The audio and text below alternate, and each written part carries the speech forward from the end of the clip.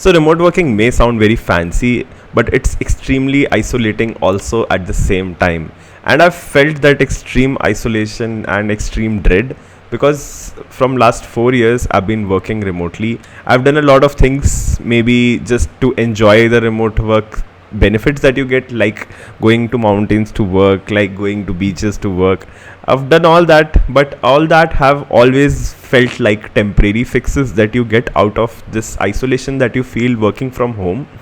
So I've tried a lot of things in last 4 years, and there are things that I feel like have helped me, and there are things that I feel like have not helped me. So in this video I just want to talk about the things that have helped me to become a better remote worker and to deal with that isolation that you feel when you're working from home.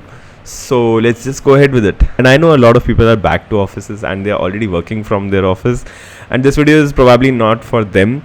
This video is only for people who are working remotely like me and have faced different issues, and probably people who are single, who are married yet or don't have children, because I think if you're married and if you have children, you just have another set of responsibilities and things to do.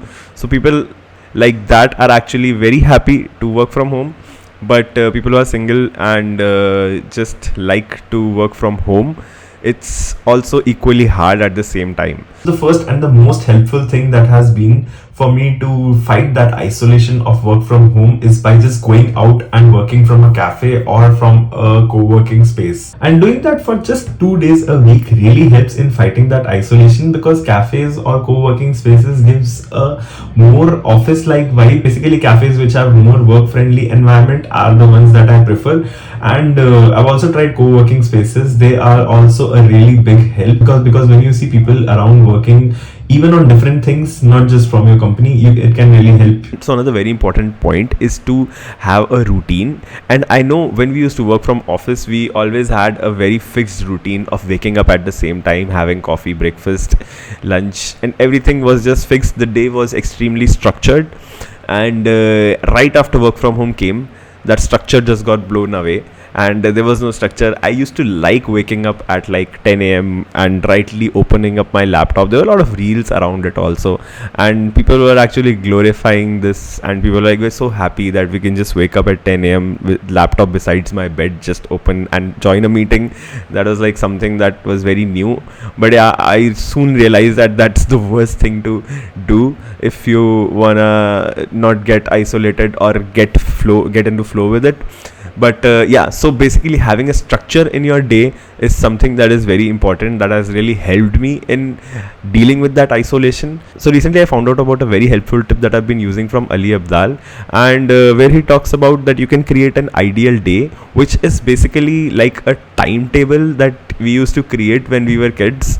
And basically an ideal day means that these are the things that you ideally should be doing at that point of time. Basically have different slots for your day, so that kind of does not have to be like the hard and fast rule of doing those things at that point of time, but that just gives a structure to your day and have it in the back of your brain that yeah, you need to be doing that at that point of time.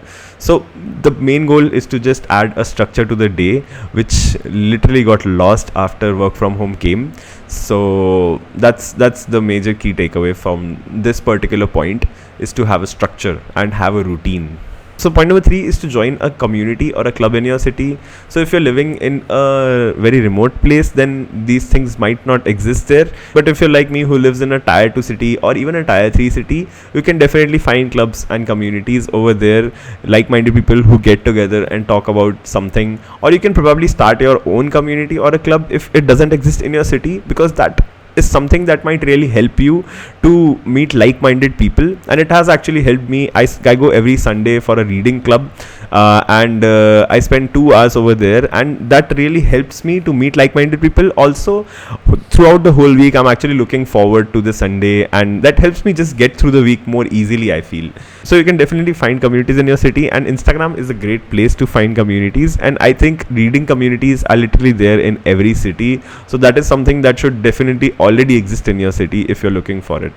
So point number 4 is to just take care of your mental health.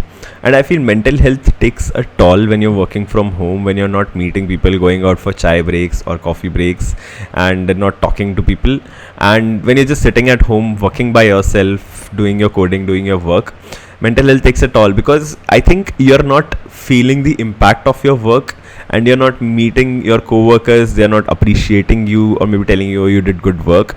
Because I think that's really hard when you're remotely working. People just do their own work, people don't appreciate much, and basically the impact of your work feels so less. You feel like you're just not making any impact. So one thing that has really helped me in all this is gratitude journaling. I have tried it and I've really felt instant mood lift after you do a gratitude journaling session. And it does not take much time. You just have to put in like 5 minutes per day.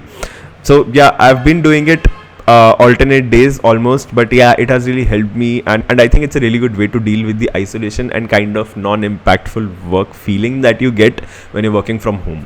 So another thing that helps me is when I work, I kind of turn on a podcast or a talk show where people are just randomly talking about a podcast or any topic, and it really helps me to get a feeling of there are people around, and kind of helps me to work. And you can find your ways of these things. There are a lot of environmental sounds also on YouTube, so people also try cafe or coffee shop environment sounds that really helps them to work. I think it's all about tricking your mind and not letting it feel that kind of isolation that gets when you work from home. So the last point might not be applicable to a lot of people, but just having daily meetings with your team or daily catch-ups can really help, and it has helped me as well. So if you don't have any daily meetings, you can probably ask your manager or your team to set up something that is only 15 minutes catch-up that can help with the feeling that connection with the team, or as well as getting the feeling of working towards something that you are already working on.